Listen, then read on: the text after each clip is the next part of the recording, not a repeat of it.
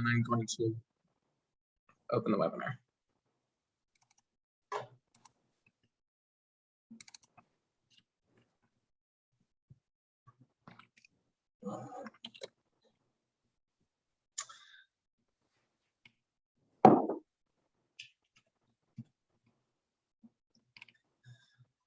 Hello, everybody, and welcome to our webinar that we're hosting for the Federal Economic Development Funding Opportunities as it relates to ARPA. We're very excited for all of you to be joining us today. We are going to get started shortly. We do have around 200 people registered, so I want to give us a little bit more time for everyone who wants to join us to join us. And then once we get started, we'll go over the agenda and have some opening remarks and get on with the show. So in the meantime, we will be accepting questions from the in the Q&A. That's the easiest way for you to ask questions of us during the webinar. We'll have a question and answer session at the end where we'll try to address all of the questions or as many of them as we can. So throughout the presentation, if you have any questions about any of the topics that we'll be discussing, please use the Q&A to ask those. In the meantime, you can find the Q&A located in the bottom middle of your screen. If you're on a computer or an iPhone, if you're on your tablet, it should be located at the top of your screen. If you are joining us by phone, you unfortunately won't have the ability to use the Q&A, but we will go over ways to get in touch with MAPC during this presentation as well. So without further ado, we'll wait a little bit more. We have about 84 folks who've joined us today. Wait for that number to tick up a little bit, and then we'll get started shortly. Thanks, everybody.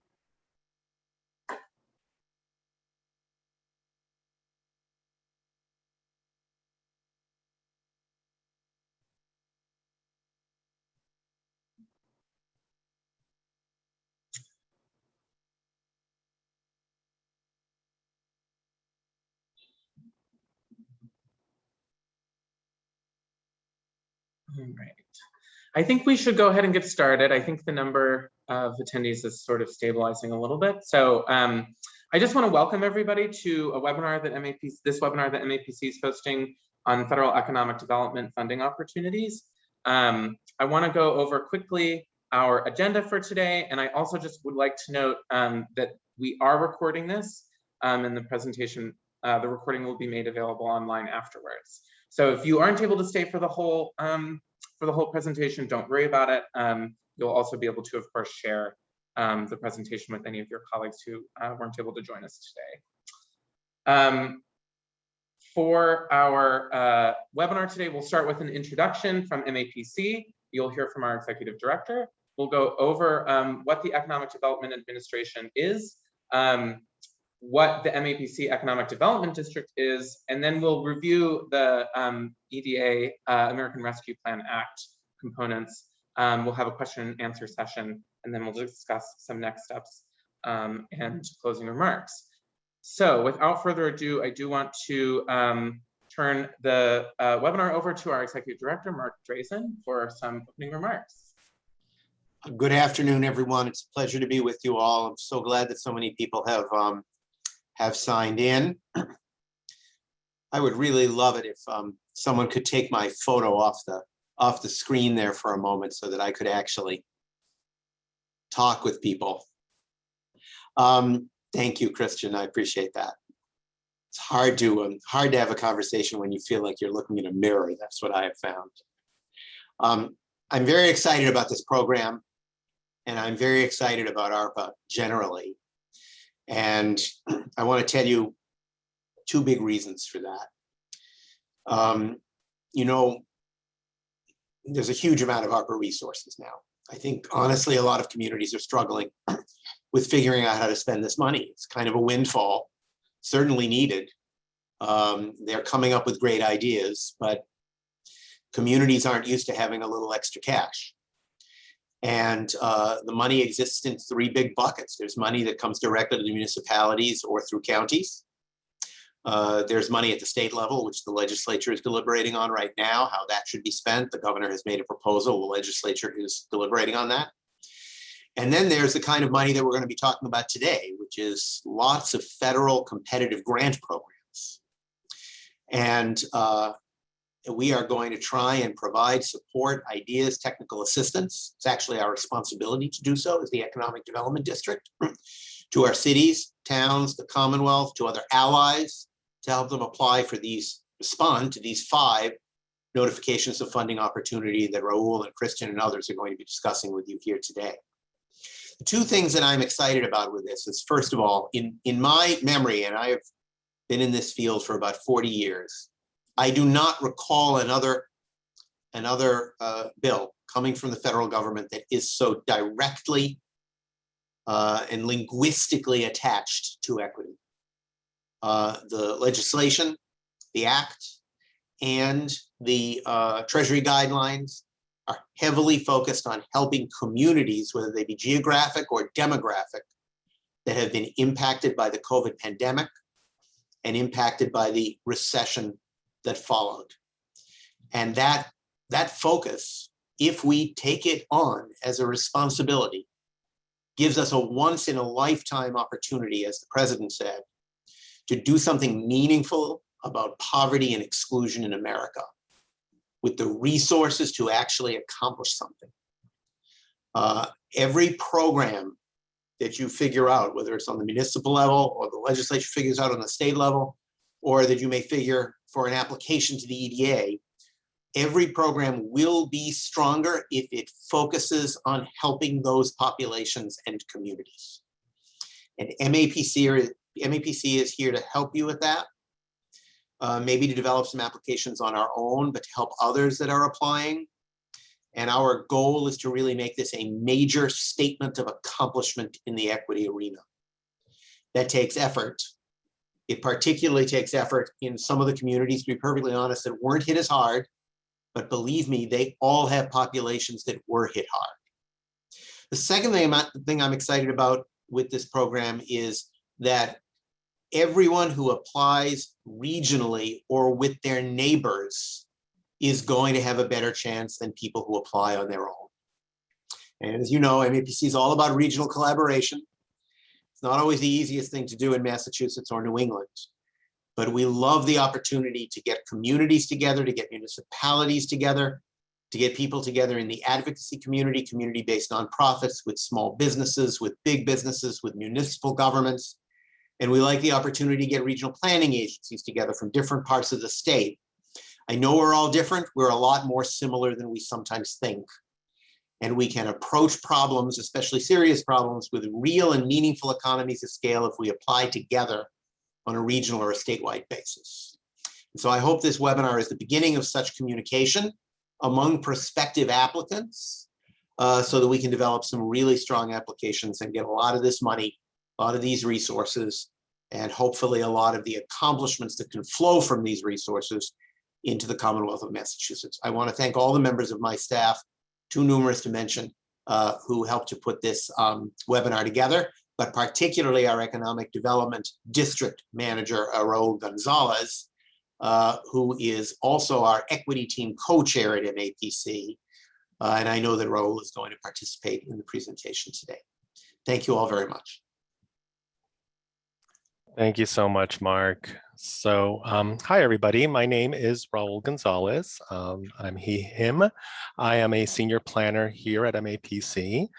I'm going to go over the Economic Development Administration and its programs so that you can get a better sense of what a successful application to EDA funding would require. Next slide, please. The Economic Development Administration, or EDA, has a mission to lead with the federal economic development agenda by promoting innovation and competitiveness, preparing American regions for growth and success in the worldwide economy. This includes increasing America's global economic competitiveness, support for community-led economic development, and to help communities develop resilient and agile local economies. Next slide. As Mark alluded to earlier, eligible recipients for EDA funding include city or states or other political subdivisions of a state, including a special purpose unit engaged in economic or infrastructure development activities, for example, indigenous tribes, district organizations, institutions of higher education, public or private nonprofit organizations or associations, including a community or faith-based nonprofit organizations, acting in cooperation, of course, with officials from a political subdivision of a state. They're also eligible. Or a combination of these different organizations and groups. As Mark had mentioned, some of these different types of funding from the American Rescue Plan Act has made municipal staff and municipalities a little bit in a very unusual position of having funds that they need to address and may not be able to apply for EDA funding given that it is a competitive process, but they can work with multiple partners within their communities, within the region to apply, as so long as they provide cooperation to any of these different applicants. And please note, individuals and for-profit businesses are not eligible for EDA assistance. Next slide. So through its competitive grant process, EDA evaluates all project applications to determine the extent to which they effectively address the creation and or retention of high quality jobs, document the applicant can or will leverage partnerships and resources, both public and private, as well as align with one or more of EDA's investment priorities, as you see here. Competitive grant applicants will be responsive to evaluation criteria listed under each individual funding announcement, including at least one of these investment priorities. Next slide. So EDA has traditionally used investment priorities in the past, as you may be aware. They are recovery and resilience, economic development planning or implementation projects that build economic resilience to and long-term recovery from economic shocks, like communities impacted by the decline of an important industry or natural disaster, and those that may benefit from economic diversification-focused resilience.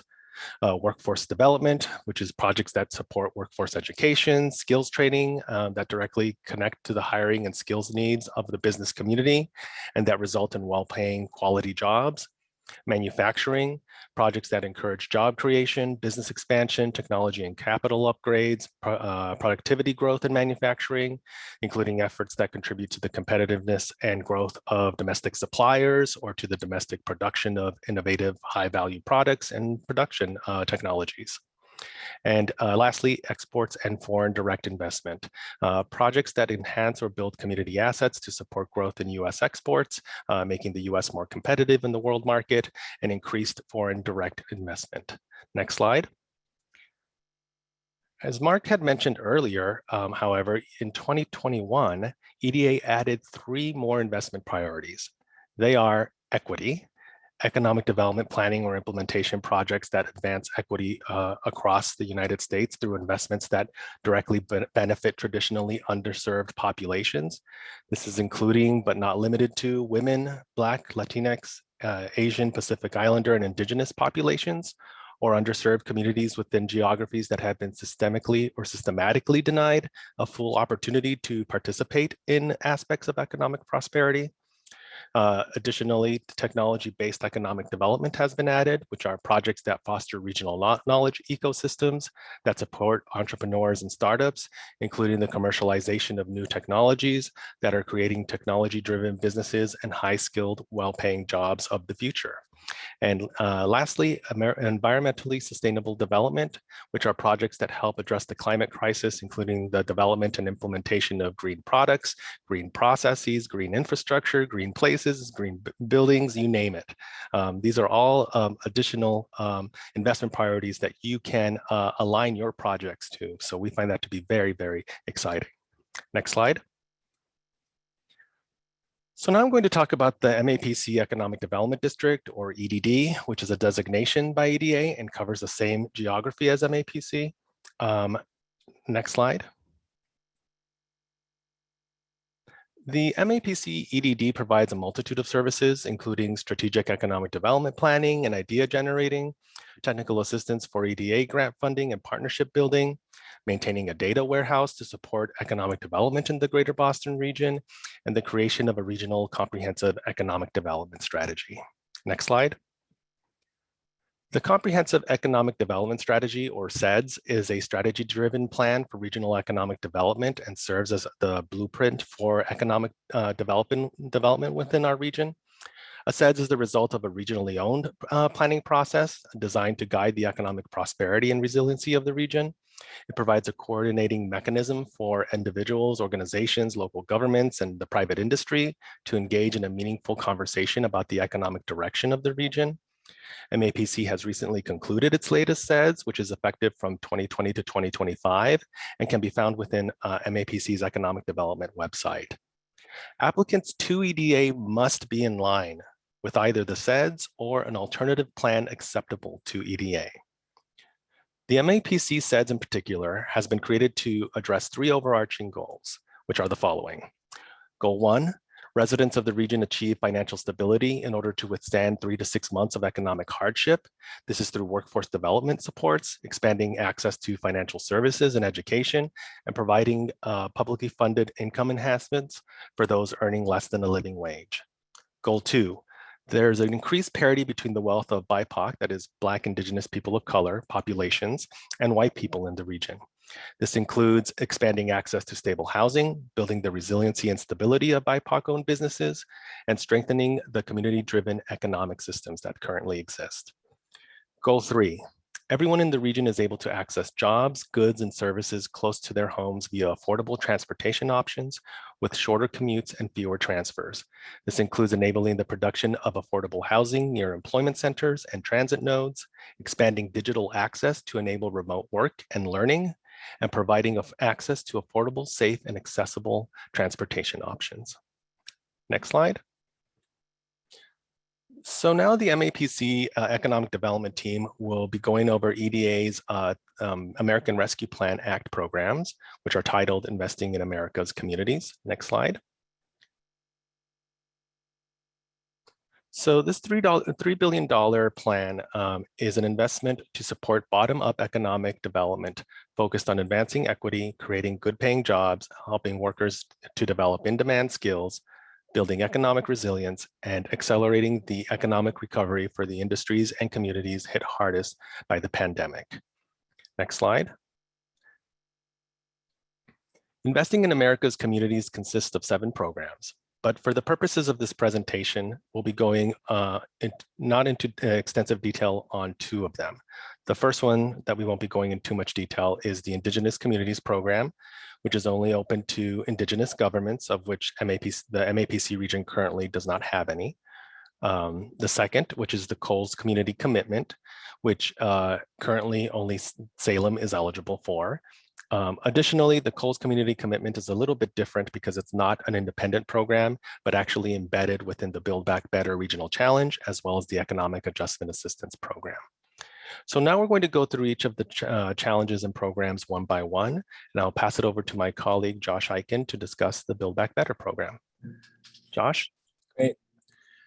Thanks, Raul. Thanks everybody for joining. We're excited, as my colleagues have mentioned, to talk with you about these different programs that have been released through the Economic Development Administration.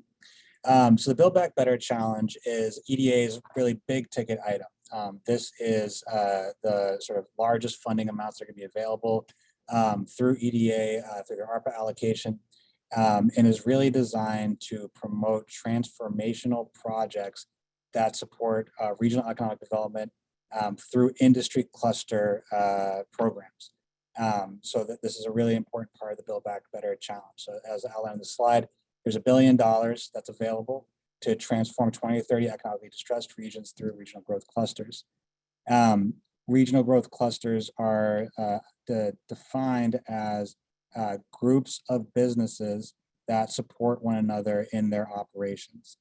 So examples of this are seen in the life science industry cluster here in our region, manufacturing industry clusters, healthcare industry clusters. So really what EDA is looking for under this program are applicants to submit concepts that have 3 to 8 projects that would support the development or the expansion of specific industry clusters. Next slide. This grant opportunity is split into 2 phases. So the first phase is designed to support technical assistance to applicants to sort of take their concept, the vision for an identified industry cluster and those different projects that would support the industry cluster and really build those out and to do the technical analysis, the financial feasibility.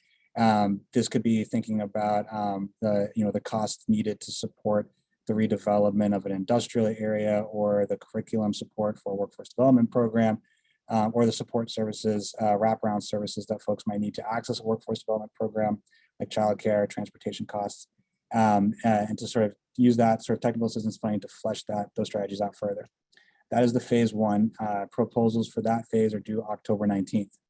If applicants are selected for phase one, they are eligible for phase two, which is really where, again, the big ticket dollars kick in between 75 million or up to $100 million in a region. And those funds are capital and they are designed to be used to implement the sort of 5 to 8 project ideas that were developed in the phase one. And the phase two application deadline is March 15th. So this is a very quick turnaround for a very large program. MAPC is currently considering applying or leading applications around a couple of different cluster ideas, including cybersecurity, healthcare, and related to biotech and medtech device, and clean energy and clean technology. We know that there are likely other clusters that could be and should be supported in our region. We encourage folks, if you are interested in applying for this opportunity, to be in touch with either myself or Raul. Our contact information is listed on the screen here. But this is, again, really the big ticket transformational dollars that EDA is planning to deploy through ARPA. And I will pass it back to Raul to go over the next opportunity. I believe the next opportunity will be from Will on the statewide planning research networks. Will? Thanks, Raul. So this this other notice of funding opportunity is designed to essentially build regional economies from two different avenues. So one is to increase the capacity of statewide planning. So looking at how do we build beyond existing large-scale regional plans, going beyond what traditional planning has entailed. So this includes everything related to identifying new or existing industry clusters that would benefit from specific infrastructure and investment to facilitate its further growth. Another piece of the statewide planning and research networks focuses on funding different tools for increasing capacity for research, for data research, and an ability to evaluate economic development programs. Another piece of this funding opportunity is to look at Creative Communities of Practice Challenge. This specifically is designed to look at to work with different entities who are implementing many of these ARPA programs and to facilitate a sort of exchange to build best practices based off of the work that's being done. So next slide, please. So there's about $90 million total for this funding opportunity, 59 of which is for statewide planning, and $31 million are for the research and communities of practice component. These programs are funded at 100%. However, for the research and communities of practice challenge, applications are more heavily considered with any sort of matching component. This is another quick application with the deadline coming up just October 31st. So it's another very quick one. Examples of projects that can be implemented, including again, developing multi-state or large regional economic development plans beyond what the traditional comprehensive economic development strategy would entail, developing tools and resources to scale up existing industry clusters, and also just building capacity for different entities, such as economic development districts, university centers, to be able to scale their economic development and workforce development programs. And so these are different entities. These are different ways to kind of essentially to be able to build capacity in this front, and to ensure that different disparate economic development efforts can be more coordinated among different districts.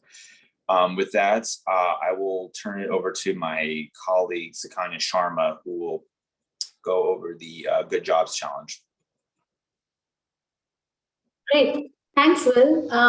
So the Good Jobs Challenge opportunity aims to get Americans back to work by strengthening regional workforce systems, which in turn can train workers for the in-demand skills and then ultimately fill quality jobs. The opportunity also allows for the use of the wraparound services. And so in the process of delivering the workforce training, funds can be used for services like childcare to help the trainees get into the higher paying jobs and get trained effectively. When I say these regional workforce systems, I'm talking about basically consortiums or partnerships of sectoral partners working together to train folks.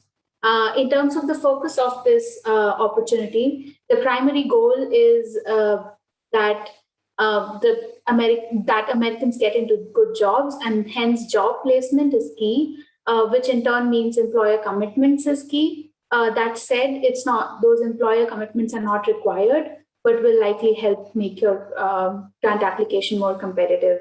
I also want to highlight that EDA is looking for proposals that will support underemployed or unemployed workers from underserved communities or incumbent workers with opportunities for upskilling to gain increased wages. And this is reflected in the investment priorities that Raul went over and throughout the notice of funding opportunity as well. And so the applicants should expect to report on these types of outcomes as well. SEDS document, which Raul referred to earlier, is also something that is very key within this funding opportunity, and applicants should focus on demonstrating alignment with the document. In terms of the program structure, the program is really centered around the system lead entity. This entity will be the organization submitting the application and will be responsible for the outcomes of this project. But there are other very important key moving parts, which are in the form of the sectoral partnerships. These sectoral partnerships can be of employers from the same industry. It could be also through strategic partnerships in government, education, and training institutes. Could be labor organizations or economic development organizations, of course, and community development organizations as well. And anyone who focuses on workforce solutions that meet the needs of the industry that the application is focusing on. Next slide. So in terms of project examples, some key types or buckets that EDA is looking at, but you can get creative with it, but they basically lie in the buckets of firstly system development, which is really to establish and develop a system and forge partnerships in regions which might not have mature regional workforce systems already in place. But then there's also a scope to have a program design, which could be a particular program a region wants to focus on to support an industry, like developing a training curriculum and material and securing technical assistance around that, or general professional development or capacity building. That said, program implementation through all this is a requirement of the program, meaning you cannot just apply for the planning and the funds need to be used for implementation as well. And since employer commitment is key, some examples of those, how you can show that employer commitments include work and learn or conditional hire or certification and credentialing programs, things like that, that can highlight the outcomes and show that folks are getting into good jobs. EDA is expecting to make 25 to 50 grant awards. And while there's no official hard cap on the award limits, they expect the awards to range between 5 million to 25 million. And this is all in a form of phased funding. So they'll be dispersing funds for each phase based on what the applicant has covered, like design or implementation Projects will be funding at 100% grant rate, which means providing match is not a requirement. However, if you do leverage funds or contribute a match, it will make your applications more competitive and will be considered into the scoring process. And of course, the deadline is January 26, 2022, which is a little over 4.5 months away. Happy to answer questions or we can reach out to EDA on your behalf to answer those questions which we can't answer. Feel free to email us. Below is our contact, and I'll be turning it over to Jennifer Kaplan, who will be discussing travel and tourism related funding opportunities. Thanks, Sukanya. So I'll be discussing really briefly the travel, tourism, and outdoor recreation grant opportunity. So the main goal of this program is quite literal to the title. It's to assist communities and regions in recovery from COVID's negative impact on travel, tourism, and outdoor recreation sectors. There is a state allocation as well as a competitive grant. The state allocation, I believe, is currently being deliberated at the state level. And so today, what I'm discussing is a little bit more about the competitive grant process. So similar to what my colleagues have discussed, the requirements for this grant process, for this grant opportunity itself, require a lot of consistency with the documents we've been discussing. So the SEDS document, it also requires alignment with EDA's recovery and resiliency investment priorities. And then, of course, any environmental and historic preservation requirements coming from any level of government, municipal, state, federal, which will, of course, be important as we talk about the outdoor recreation component of this and others.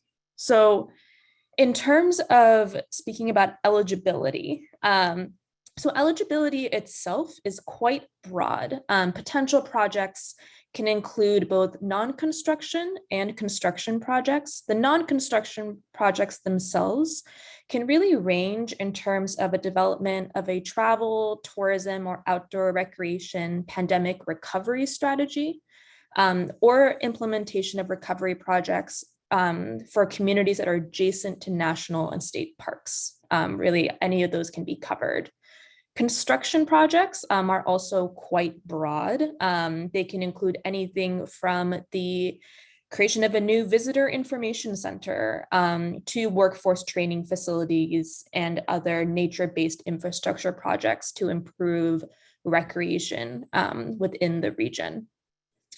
So I will say that there is also quite a few things that are not eligible. So you'll see here that we have highlighted that currently, local tourism promotion and marketing is not eligible under the competitive grant. And the reason for that it is covered under the state grant. Some other things that I just want to point out that are not eligible are community amenities that are not specific to the tourism industry. So that includes things such as swimming pools, golf courses, casinos or gambling, and any funding to replace lost revenue. Next slide, please. So similar to the Good Jobs Challenge, there is some time to apply to the competitive TTOR grant, and that you have until January 31st, 2022. And applications really are just accepted until funds are expended, there's a cancellation of this grant opportunity, or there's a new ARPA tourism opportunity that is published. But they do encourage applications to come in by at least January 31st, 2022. In terms of the funding amounts, so the Philadelphia Regional Office, which is the regional office that our region is a part of, was awarded $95 million in total. And within that, 150 awards will be given between $500,000 and $10 million. Again, similar to the Good Job Challenge, there's for the competitive tourism grants, there will be funding at least 80 or 100%. So it's possible that your grant is fully funded. However, if you show that you can match costs, your application will be seen as more competitive. And while I mentioned that today's presentation is a little bit more about the competitive grant process, I did want to mention that has been $16 million allocated to Massachusetts for the state grant if they are willing to accept that. So Please feel free to reach out to me for any questions about the Travel, Tourism, and Outdoor Recreation Grant. Myself or Raul, our emails are listed throughout the presentation. Thank you. And I'll turn it back over to Raul to talk about the next opportunity. So thank you so much, Jen, and everyone else on the team. So I'm going to now be going over the Economic Adjustment Assistance Program through ARPA. Excuse me. This program is the most flexible American Rescue Plan program. It's intended to fund both non-construction and construction activities that are already not already a part of another notice of funding opportunity. It does cover a wide range of technical assistance, planning, workforce development, entrepreneurship, public works and infrastructure projects that are eligible for funding. So that's something that is very open. EDA encourages application submissions based on long-term, regionally oriented, coordinated, and collaborative economic development or redevelopment strategies that foster economic growth and resilience. And of course, there should always be a focus to addressing the pandemic, either through recovery or resilience in the work that you do through this application. Next slide. So you may already be familiar with the Economic Adjustment Assistance Program that EDA currently has. It's actually an ongoing program, but what is specific to the ARPA funding is that the EAA program is going to have $500 million for the infrastructure, technical assistance, planning, and revolving loan programs through this competitive grant. However, $200 million of that will be dedicated to coal communities. So just keep that in mind. Additionally, after a few conversations with potential applicants, I think this is very important to denote. The total per project for this funding should be at minimum $500,000. Previously, EDA has funded smaller amounts than that. But that's something that through this ARPA program, they want us to think big, think regionally, think collaboratively to pool our resources together and apply for a larger pool of funding for $500,000 from what we have done previously. And of course, the maximum generally is $5 million. But again, EDA is generally flexible for that. The grant deadlines is different also from the traditional Economic Adjustment Assistance Program, whereas the traditional program has a rolling deadline. Eligible applicants for the ARPA funding should try and submit by March 31st, 2022. This is because EDA must allocate funding for ARPA by September of next year. So they want to make sure that all of the ducks are in a row for each of their potential fundees. So the match is also different from the traditional Economic Adjustment Assistance Program. Previously, it would start at a 50-50 match. The presumptive grant rate for the ARPA funding for the EAA is actually now at 80%, and EDA does have the discretion to reach 100% federal match. So that's something that is certainly different than previous Economic Adjustment Assistance Program funding. So please feel free to contact me for more information. I've generally overseen multiple Economic Adjustment Assistance Program applications from our region. They have been everything from the City of Salem's application for the CARES Act, as well as the Roxbury Innovation Center's application to the Economic Adjustment Assistance Program. So I'm definitely here as a resource and a thought partner in creating some really great applications from our region. Next slide. Oh, so we'll now be passing it over to Christian for the question and answer session for this webinar. Hi, everyone. Thank you so much, Raul. So we have, at the moment, we have 13 questions in the Q&A. So I'm just going to start with the ones that we received towards the beginning. All of the questions that we have so far are slightly different from each other. So hopefully we'll be able to address all of those in the time that we have left. I'm going to try our best to get through everything. In the event that we don't, we'll make sure to provide information in an alternative way after the forum. So the first question is about any recommendations that MAPC might have for communities with lower percentages of BIPOC populations to ensure that that services through ARPA are provided to those populations equitably, especially considering that some of them have been disproportionately impacted by COVID? That's actually an excellent question, Christian. It's really what type of organizations have provided those services that you can partner with, community organizations that represent these groups. Additionally, thinking about not just BIPOC populations, but other traditionally underserved communities, those with lower income levels, those who have been disproportionately affected by the pandemic are also good areas to think about when trying to put together an application.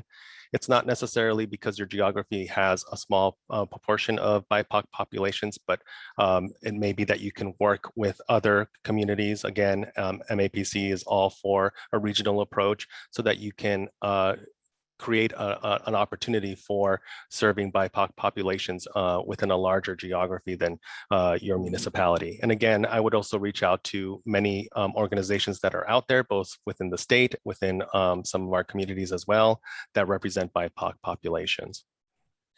BECMA is a good example too. I might also add on that, I think, in a lot of communities, there are businesses that employ many individuals that do not live in those communities. So it's a lot of our communities that have industrial parks, employ folks from the gateway cities. We're doing some work up in Beverly and Danvers around an industrial park that employs lots of folks from Lynn, Lawrence, Haverhill, and Lowell. So really thinking about supporting the businesses and supporting the connections that can be made to the folks who are not only living in your communities, but also working in your communities. And just to add to that, Josh, that's an excellent point. You want to think about your project being a project benefit area, not just a geography of maybe if you're a municipality that's applying or that you're applying for what you think is a small geography. It's who is going to benefit from your project. And that could definitely include the workshed, which is a larger geography than a municipal boundary could provide. So thank you for that, Josh. Wonderful, thank you. I do want to note, since we did get a question in the chat, we will be sharing the PowerPoint as well as the recording. But if you have additional questions, please make sure to use the question and answer. It just will help me make sure that we're covering everything since I'm not actively looking at the chat at the moment. So our next question is, if designated for ARPA allowed expenditures, could municipalities use these funds to establish local or regional revolving loan funds? So I think Lizzie will be able to answer one component of this. Just one area that, well, first of all, to answer your question on RLFs, yes. However, for EDA funded RLFs, you want to make sure that you're not providing duplicate services from the current list of different revolving loan fund providers that receive EDA funding from our state and region. That is the Massachusetts Growth Capital Corporation, the Massachusetts Development Finance Agency, the Boston Local Development Corporation, as it states here, are just a few of the current Eda Rlf grantees. Lizzie, did you have something to add to that? The only thing I'll add there is that yes, you can use ARPA dollars to start a RLF. I think it's just worth remembering the restrictions that are inherent in the Treasury guidance around ARPA expenditures. So you can use the money to set up the revolving loan fund. You can't really use the ARPA dollars to keep paying into the revolving loan fund. So you can use it as an initial capitalization, but you have to have another way to kind of make sure that it has ongoing money kind of put into the fund. Awesome, thank you. All right, so next question. You said that applicants to EDA must be in line with MAPC's SEDS or an equivalent plan. Can you clarify what an example of an equivalent plan would be? Well, first, I wanted to just double check that Arthur had asked a question that he was not sure what a district is, an economic development district. He says he represents Cape Cod and asked if they are eligible. Now, again, the economic development district is your partner in learning more about EDA programs and funding. So they are absolutely who you should reach out to first. And I'll provided a little more information on that with next steps. The MAPC region is, of course, represented by MAPC as an economic development district, and the Cape Cod Commission is therefore the economic development district for the Cape as well. I'm going to provide within the chat box just a list of where your local economic development districts are, but they're a great resource to talk to. You are not alone when applying for an EDA grant. It's absolutely what we are here for as EDDs. So the question relative to MAPC's SEDS or an equivalent plan, and of course the MAPC SEDS is only eligible for applicants that are within the MAPC region. So you have to check with your respective EDD if there's a SEDS for your region as well. What we generally have put within our SEDS is something that is very open for applicants. So I would want to make sure that you address that first and foremost and review the SEDS that we've created first and foremost, simply because it can be a bit more of jumping through hoops to find an equivalent or alternative plan. That being said, EDA does accept alternative plans. They generally are those that have been regionally prepared or prepared by the state or through a federal support program. So they can be from other types of state or federal agencies or regional agencies that have created a similar plan. It just has to be something that is approved by EDA, and EDA, as you may well know, is very busy right now. So I would first and foremost, regardless of whether you believe you align with our SEDS or not, reach out to us at MAPC and to the Economic Development District. If you feel like it does not align with the SEDS, then we can put our heads together to see what other opportunities you can align with, if the SEDS is still something that you would want to align with, or if there are other areas from other strategies that would be helpful to align with. Of course, making sure that we are in line with some of the greater priorities that both EDA and the region have. Awesome, thanks, Raul. So for now, I'm going to combine some questions as they relate to multiple questions relating to the same challenge. So we did get one question about the Build Back Better grant. Do life sciences as an industry, is that something that MAPC would consider falling within the Build Back Better grant? Yeah, absolutely. Life science cluster is a, I think, I don't know the question necessarily is about whether or not MAPC would consider it a cluster for the Build Back Better, but EDA, I believe, would certainly look at the life science cluster as an applicable industry cluster to focus a Build Back Better grant application on. Yes. Awesome. Thanks, Josh.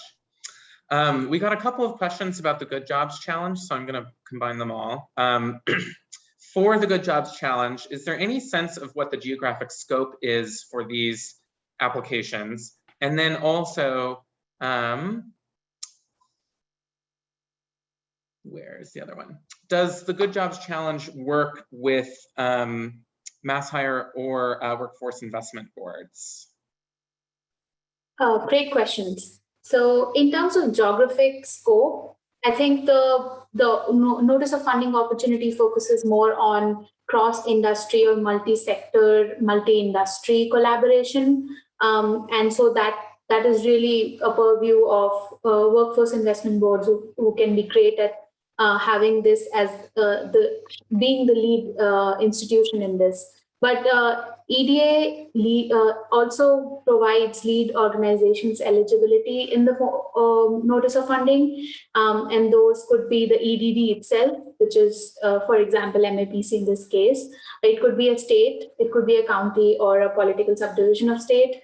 It could be an institute of higher education as well, or public or private nonprofit organizations or associations, and of course, WIBs and mass hires who can lead applications across various sectors and industries. Awesome, thank you.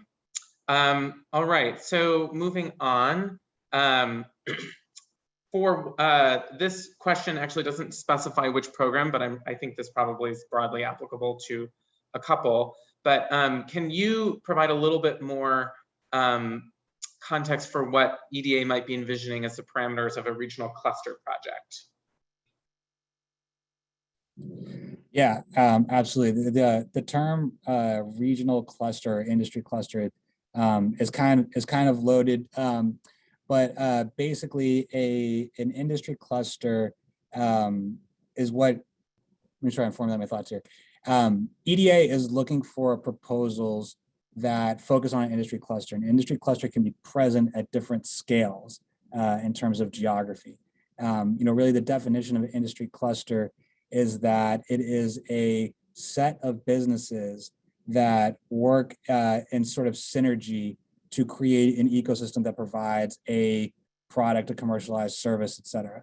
The big thing that EDA is going to want to focus on in terms of an industry cluster is that it's what they call like a traded cluster versus a local service cluster. So a traded cluster means that the businesses, that set of businesses that have synergy are producing a product or service that is exportable.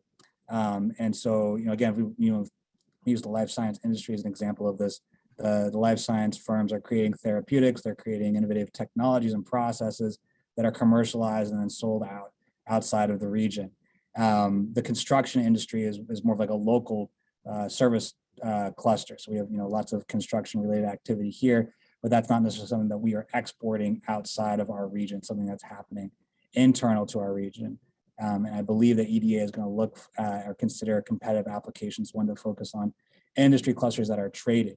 And again, this can happen at different regional scales, and there's no hard and fast sort of parameter around what defines like at what threshold you reach an industry cluster. The BLS has a thing called location quotient, which they basically look at sets of businesses and will tell you if your geography has more of those businesses than the United States as a whole when you like adjust for population and size and that kind of thing. So location quotient is one way to understand whether or not a region or an area has a cluster, but that's not the only way, and it can be subjective too. And I know that EDA is also looking at building nascent industry clusters. So if there is an industry cluster in our region or your region that is not sort of hit like that, like high power threshold of like the life science industry in the Boston area, but is one that holds promise and that you think is worth investing in to improve it and to foster it, I think that would be a strong application also. Awesome, thanks, Josh.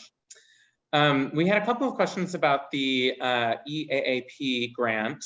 And so the first one is, can those be used for micro grants to be administered by a local community or regional organization?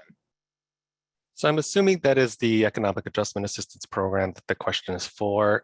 It's actually pass-through funding is not allowed outside of, obviously a revolving loan fund is a loan, but pass-through funding is generally not allowed through this program. So micro grants or anything of that nature are generally disallowed. There are other opportunities through other funding sources outside of EDA, which that may be allowable, but that is currently not something that's within the Economic Adjustment Assistance Program. It should be housed within your specific entity that's applying. If you're applying with multiple partners, to include that within your application and where the funding is going and to who.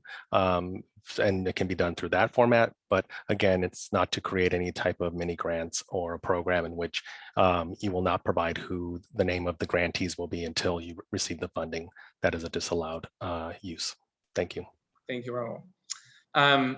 We have only a few minutes left, so I'm going to keep us moving.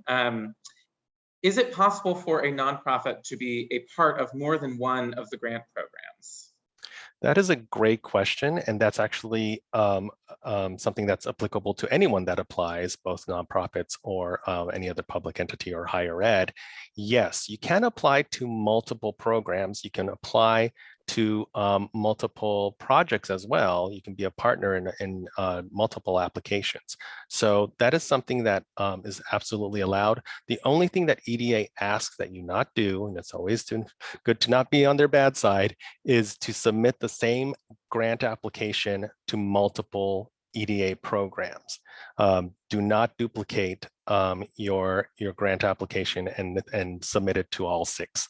But if you have 6 distinct different projects or programs of which they fit under the scope of every challenge, or individual challenges, then that is an absolute allowance. Additionally, if you want to be a partner with one agency for the Good Job Challenge or a partner with another for the Build Back Better program, those are also allowable. So yes, you're more than welcome to do that, whether you're a nonprofit or any other eligible entity. Wonderful. Thanks, Raul. Christian, can I actually jump in here before you go on, just to add one clarifying point related to the cluster discussion. So I also failed to mention, or maybe did not quite articulate this well, that the Build Back Better Challenge, while it focuses on supporting and fostering regional clusters, the money is not going to be directed at businesses themselves. It is going to be directed towards projects, infrastructure, activities, programs whose end result will to be support an industry cluster. So this is not funding that's going directly to businesses.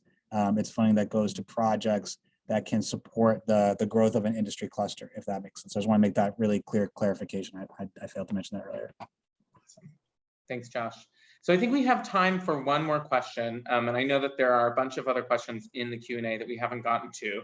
I think some of them will be addressed by Raul in the next steps portion of this presentation, which will follow immediately after this.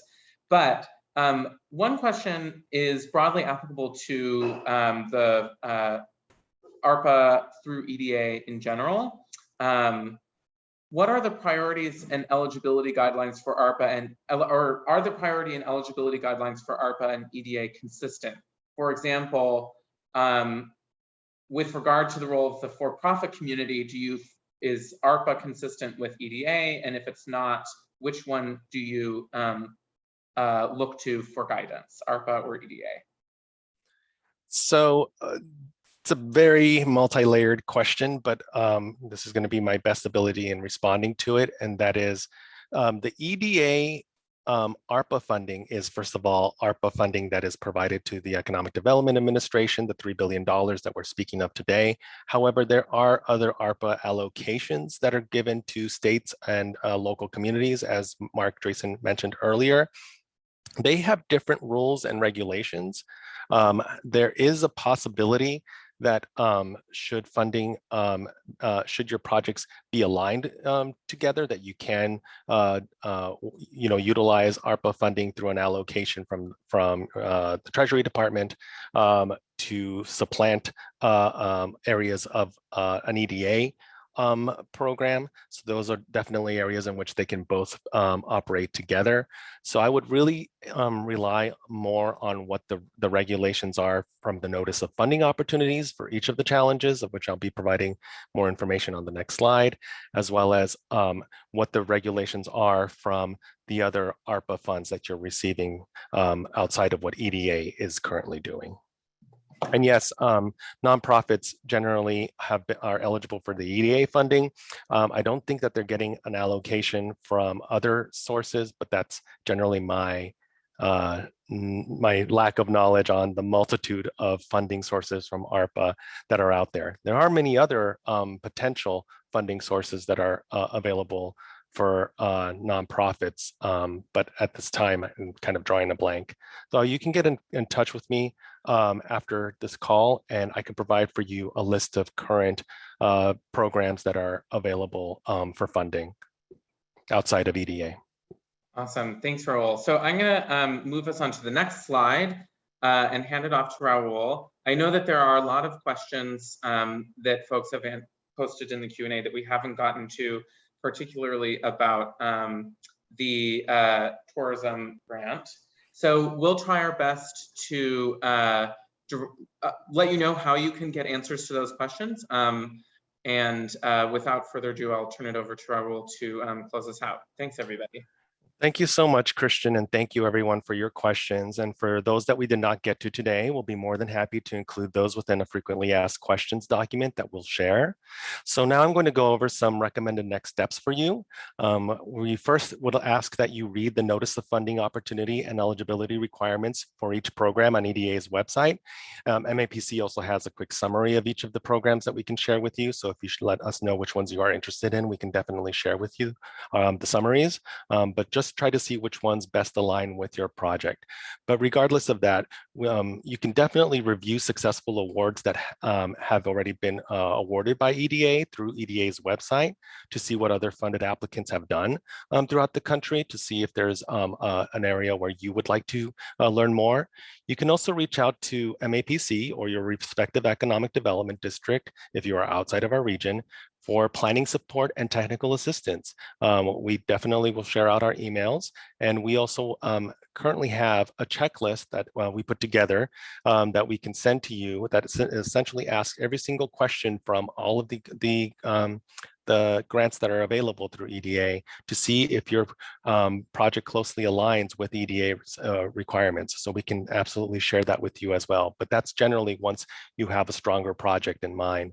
And then lastly, MAPC will then connect you with your local economic development representative with questions. Again, we are still here to support you from the duration of this process, but we also want to make sure that EDA's representatives are here to help you as well. And of course, we'll follow up with a recording of the webinar, a copy of this PowerPoint, as well as the answers to your questions. Next slide. So lastly, I wanted to share with you all a webinar that MAPC will be holding next week. This is for the $3.4 billion through the ARPA local fiscal recovery funds that Massachusetts cities and towns have received. That's something that we talked about a little bit earlier. These dollars present an opportunity to make critical investments in communities, especially those that were disproportionately impacted by the pandemic. This federal funding can help set the stage for equitable and resilient recovery. So please join us on Wednesday, September 15th at 2 p.m. for a discussion on how cities and towns can make these investments for a more prosperous and equitable region. Speakers will include our own Lizzie Wyant, as well as Doug Howgate from the Massachusetts Taxpayer Foundation. After registering, you will receive a confirmation email containing information about joining the meeting. This concludes our webinar, as you can see me speedily going through, but I'd like to thank you once again for participating, and please, please, please, if you take away one thing from this, is that if you have questions about this program or any of these programs, please reach out to us. We are here as a resource, and we'd love to see successful applications that are in line with our priorities go through for funding from EDA. Have a great day. Thank you. Thank you, everybody.